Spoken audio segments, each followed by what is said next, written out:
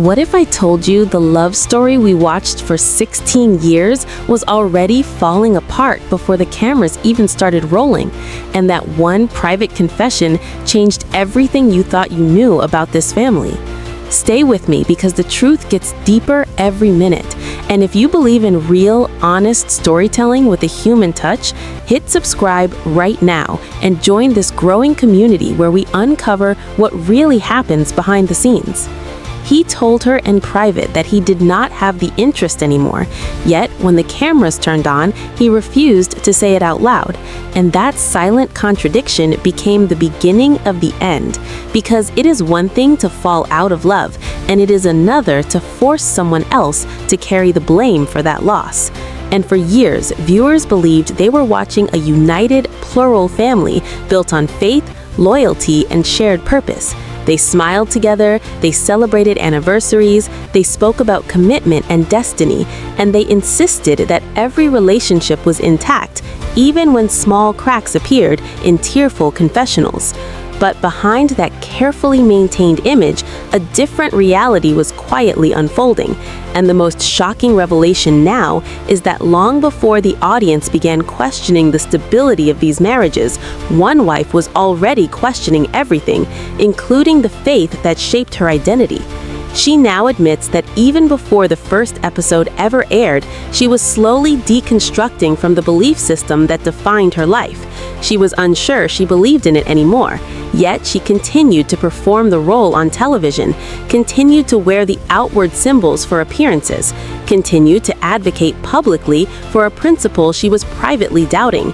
And that inner conflict created a tension that would stretch across 16 years of filming, because while the show presented unity, she was navigating uncertainty. And when the fourth wife entered the family, she says that was the moment everything shifted. Instantly, the dynamic changed, the emotional balance tilted, and the marriage she thought she understood was never the same again. She describes it as the point where she realized the relationships were essentially over, even if no one said it directly. And instead of confronting that truth publicly, they continued filming, continued advocating, continued appearing as a functioning family bound by love, contracts, expectations, and fear kept everyone in place.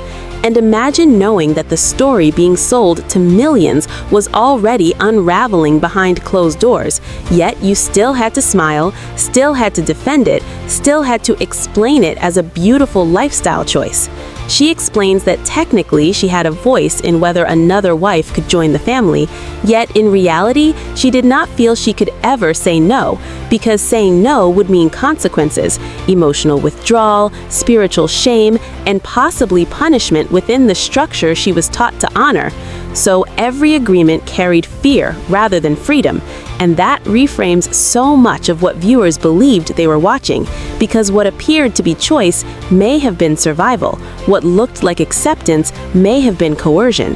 And once filming began, something unexpected happened. The cameras became witnesses to inconsistencies, and private conversations could no longer remain isolated because footage revealed what was said in other homes.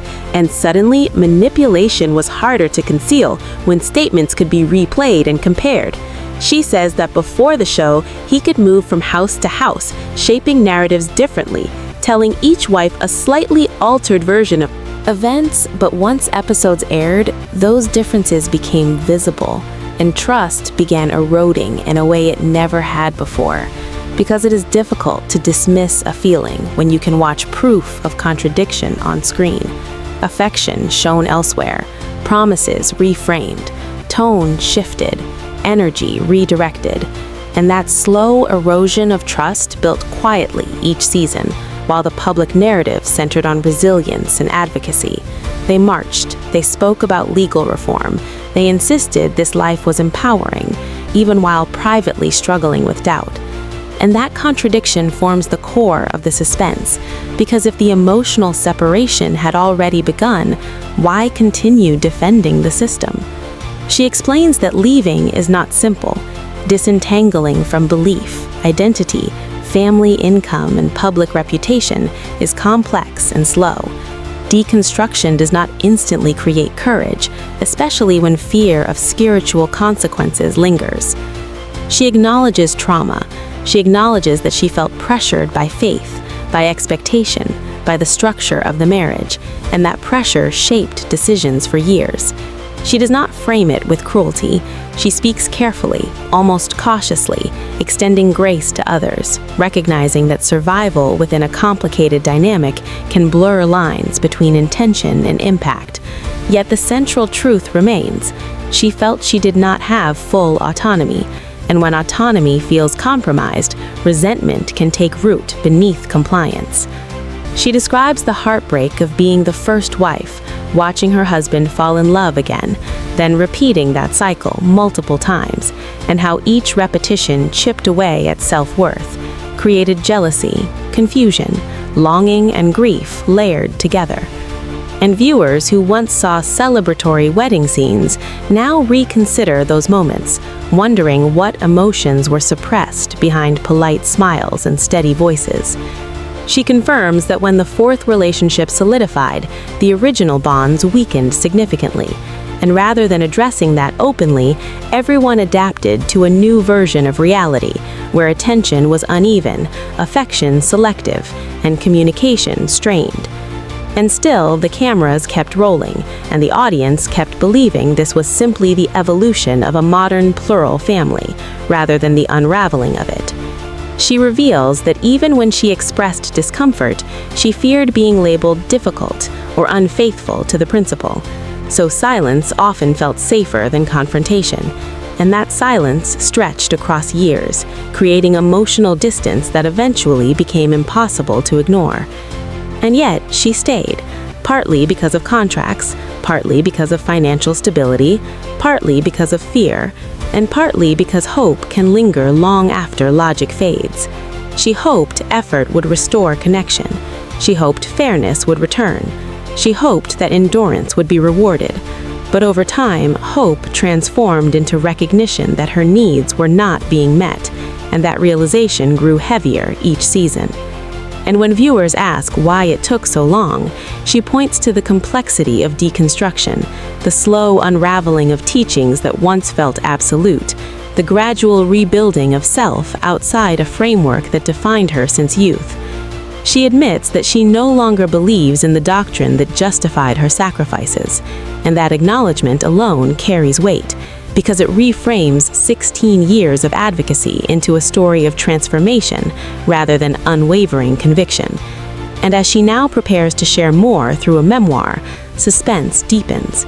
Because what conversations will she describe? What internal battles will she reveal?